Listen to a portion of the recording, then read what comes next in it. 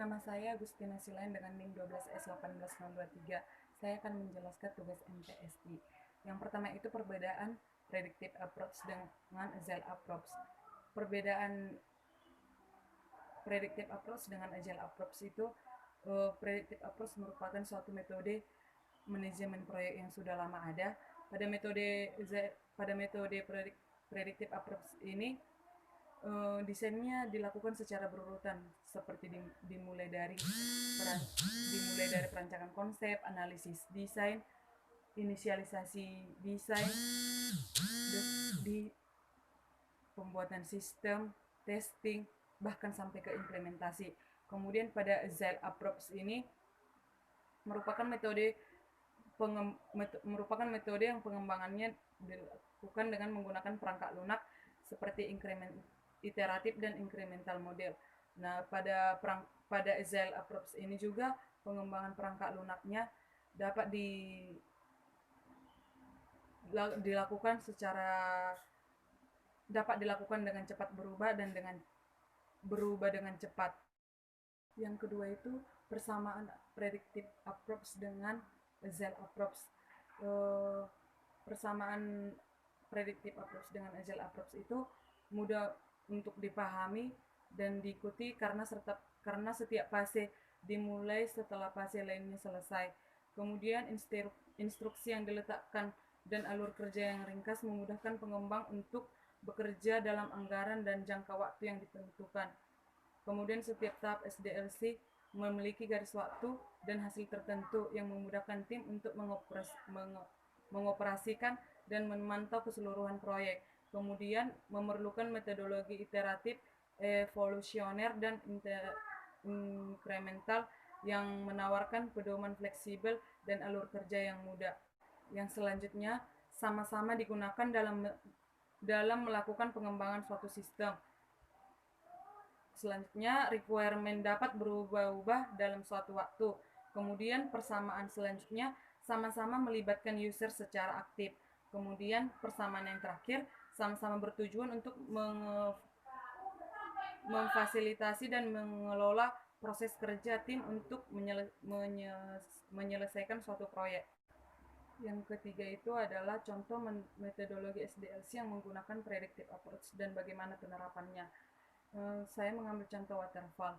Waterfall dianggap pendekatan yang lebih cocok digunakan untuk proyek pembuatan sistem baru. Tetapi kelemahan paling mendasar adalah menyamakan pengembangan perangkat keras dengan perangkat lunak, tetapi tidak ada perubahan saat pengembangannya. Seperti penerapannya, yang pertama itu rekayasa dan pemodelan sistem. Kedua, analisis kebutuhan perangkat lunak. Ketiga, desain. Yang keempat, pengkodean. Yang kelima, pengujian. Dan yang keenam, pemeliharaan. Selain waterfall, saya juga mengambil contoh metodologi dari penerapan model pengembangan ini. Pembuatan program pendaftaran online ke suatu instansi pendidikan. Program ini akan sangat membantu dalam proses pendaftaran karena dapat mengaktifkan waktu serta pendaftaran tidak perlu repot-repot langsung mendatangi instansi pendidikan. Penerapannya adalah sistem program untuk pendaftaran dibuat menggunakan bahasa pemrograman PHP dengan sistem database yang dibuat menggunakan SQL dan diterapkan pada personal komputer dengan sistem operasi yang berbasis Microsoft Windows, Linux, dan sebagainya. Setelah program selesai dibuat dan kemudian dipergunakan oleh user, programmer akan memelihara serta menambah atau menyesuaikan program dengan kebutuhan serta kondisi user. Yang keempat adalah contoh metodologi SDLC yang menggunakan agile approach dan bagaimana penerapannya. Dalam proses pengembangan teknologi informasi, suatu supermarket lebih diajukan pada sistem kasir. Penerapannya ialah selain menggunakan wireless PAS system, ini juga harus dikolaborasikan dengan PMS atau proses main system untuk meningkatkan kecepatan layanan dan perlu menyertakan partisipasi pengguna dalam setiap progres pengembangan. Selain contoh kasir pada supermarket, contoh metodologi SDLC yang menggunakan agile approach juga seperti kita ingin membuat sebuah mobil pada metode waterfall. Kita membuat list tentang apa yang dibutuhkan oleh pengguna dari mobil tersebut, mulai dari jenis mobil, kapasitas penumpang, tenaga mesin, sistem transmisi, sistem pengendalian, dan sebagainya.